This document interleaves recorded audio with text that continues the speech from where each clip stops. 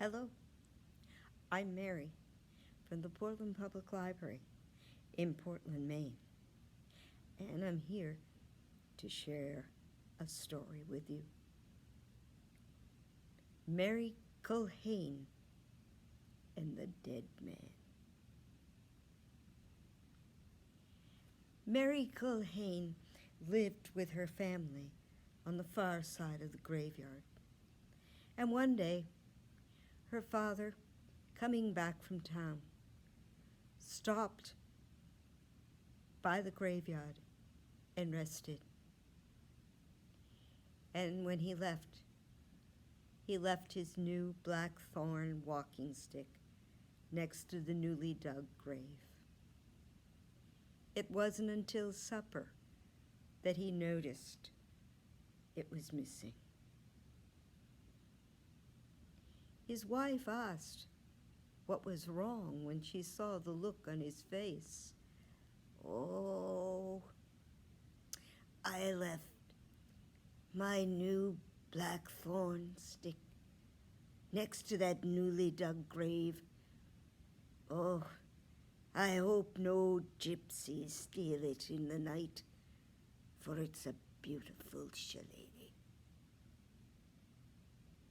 Well, all of the children looked down at their meals, for none of them wanted to go out in the night to the graveyard amongst all those haunted stones looking for his walking stick. But suddenly, Mary stood up and said, "I'll get it, Father." And before her parents could say anything, out the door she walked and off to the graveyard. It was a dark, dark night, and she could barely see her way. So it took her a while to find the grave. But when she did, on the gray grass in the night, she saw a long, dark stick.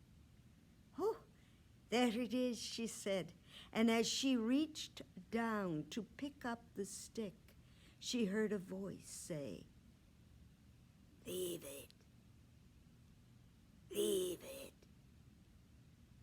leave it, Mary Culhane."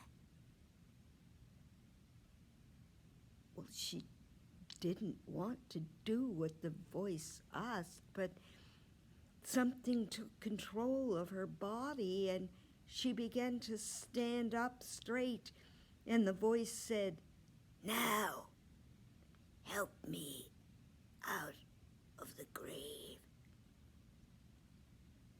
Lift the top of the casket." And as I said, she didn't want to do any of this, but she reached down into the grave and lifted the top of the casket and was looking straight into the eyes of the dead man. "Now, Mary Culhane, help me up out of here." And again, she wanted to run. She wanted to leave, but she was glued to the spot, and she could feel the cold, clammy hands of the dead man grab onto her arms and pull himself up out of the grave and onto her back. "Now, start walking." Oh, the weight of that dead man. It was so heavy, and she could feel his cold, clammy fingers around his neck. But he would point in the direction he wanted her to go. And Mary just walked on. She walked like that for about a mile until she stopped, and the voice on her back Keep walking. Oh, I can't. I'm just exhausted. And she could feel those clammy fingers getting tighter round her neck, and Mary kept walking for about another half-mile when she came to a village. The dead man told her to go up to 3 houses in a row. They went up to the first house, and the dead man said, "No, we can't enter here, for they have clean water, but they have holy water too." So they went to the next house. "No, we can't enter here, for they have they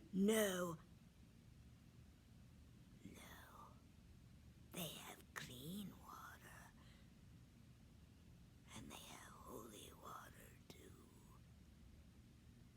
So he pointed to the third house, and Mary walked to the front of the house, and the dead man said, "Enter here, for they have dirty water, but they have no holy water."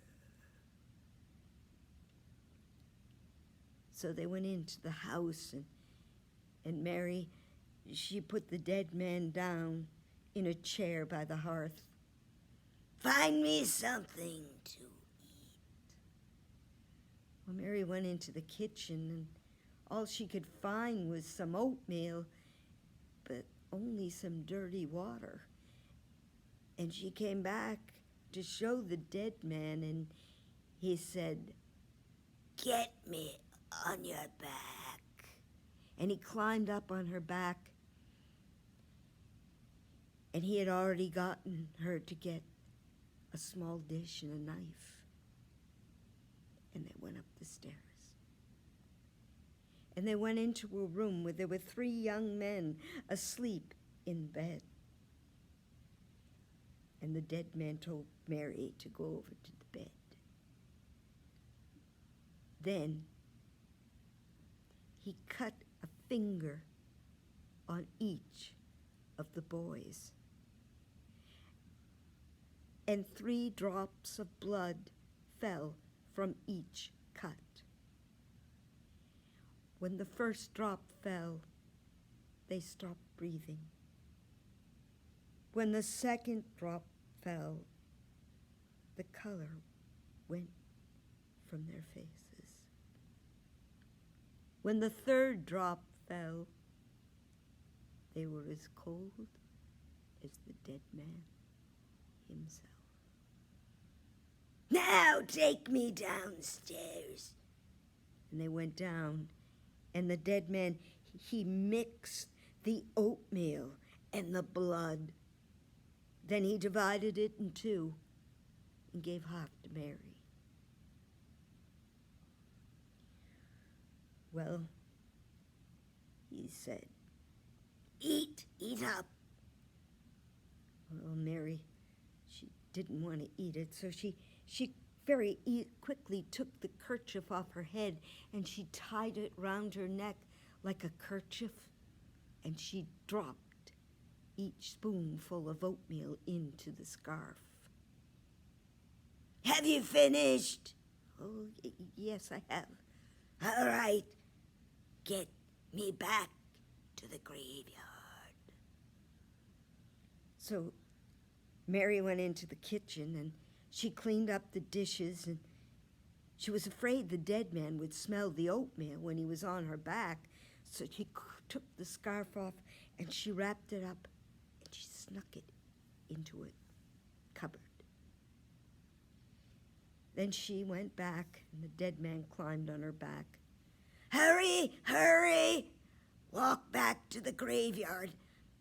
Take the shorter path." Then he pointed the way. Well, as they walked along, she said, "So, Is there nothing that will cure those 3 boys? Well, there was, but we ate it. For if they had had taste of that oatmeal, it would have brought them back to life. Well, they kept walking along, and Mary was so exhausted at this point. She was walking so slowly, and suddenly the dead man just pointed at 3 mounds of rock. He said, "You see those 3 mounds? There's a pot of gold under each of those. But only the dead know that." Mary wondered at that, but she just kept walking. And then she heard the crowing of a cock, and she said, "Oh, it's morning. I must get home. I must get home." "No, no, that's only an owl hooting. Keep walking. Be quick." So she kept walking, and they came to the graveyard, and she entered the gate, and she heard a cock crowing again.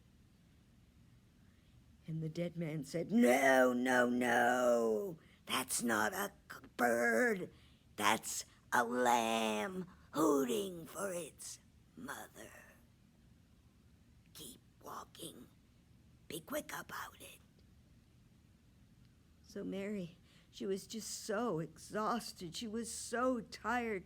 But they came to the open grave, and the dead man, he needed to be put in. So she got him off her back, and she began to lower him in, and he grabbed her arms and started to pull her into the grave with him. "Come, come, Mary Culhane." And just then, the cock crowed a 3rd time, and his hands fell away.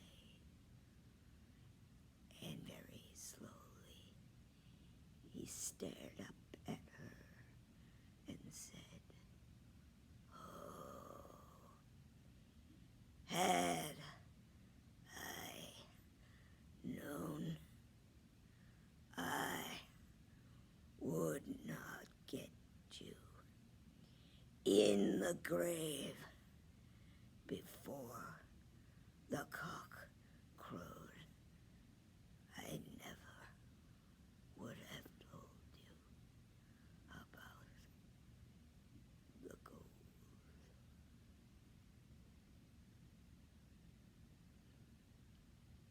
and he stopped talking. And Mary quickly slammed the lid of the casket and made sure it was good and tight. Then she grabbed her father's shillelagh and she ran home. When she got to the house, everyone was asleep. So she put the shillelagh near the door and she went up to sleep. And she fell soundly asleep as soon as her head hit the pillow. Well, in the middle of the morning, her mother came in and said, "Oh, you lazy girl, you lazy girl, you sleep, and our neighbors' 3 sons have died in their beds. Now get up, we must all go to the house." Oh, please, mother, just go without me. I am just so exhausted.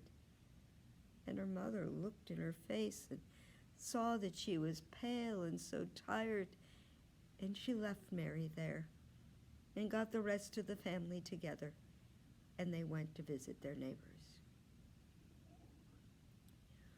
Well, about noon, Mary woke up. She went to the kitchen and she had a cup of milk that she had heated on the stove. Then she went to the neighbor's house.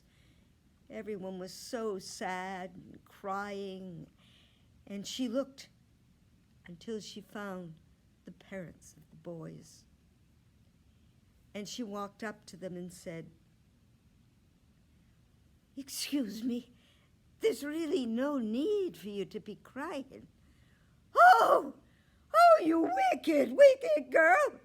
Our sons are dead in their bed." And they turned to walk away. And she said, No. What would you give to anyone who could bring them to life again?" "No, you horrid girl! What are you doing? Playing with our sadness and our grief." I'm not playing. I'm not playing at all. I want to know, would you give me that field with the 3 mounds of rocks?" "No, you foolish girl." And they started to turn and walk away, and she said, "No, I am not fooling with you. Please, would you give me that field? If you could bring our sons back to life, we'd give you that field and more. Will you put it in writing?" So they went and they put it down, all nicely written out, that they would give Mary the field with the mounds of stones. Then Mary told everyone to leave the house. Now they all thought she was crazy, but everybody left, and Mary went to the kitchen and opened the cupboard and got that scarf, and she went upstairs and she put 3 bites of oatmeal into the mouth of each brother. And at the first bite, they grew warm again. And at the second bite, the color came back into their faces. And at the third bite, they were breathing in a deep sleep. Mary went out and called everyone inside. She said, go, wake your sons." So the parents went up and called each of their sons by name, and they sat up in the bed and looked at all the people standing around the bedroom, and the parents' eyes almost jumped out of their heads. They were so shocked and happy and surprised and grateful. Oh, they hugged their sons, each in turn. And then they had a great celebration, for their sons were alive. Well, Mary, she told everyone what had happened the night before, and how the dead man had come to the house, and how they got in the oatmeal, and he had cut the fingers and the blood had dripped, and he had told her how to bring them back to life. But she told the whole story, except the part about the pots of gold. Well, everybody sang and danced into the wee hours in celebration that the boys were alive again.